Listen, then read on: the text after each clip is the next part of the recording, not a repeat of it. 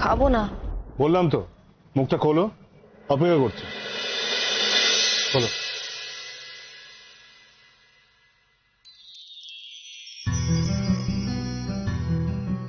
রাত্রিবেলা আলু মরিচ খাওয়াবো।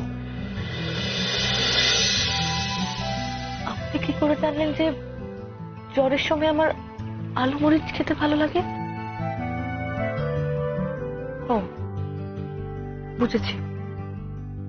ওই যে তখন বলছিলাম আমার আলু মরিচ খেতে ভালো লাগে, আপনি আপনি ওটাই শুনেছেন, আমি জানি। না না, তা কেন? আমি তো হাত গুনতে জানি। আমি কিচ্ছু শুনিনি, আমি হাত গুনে জেনেছি।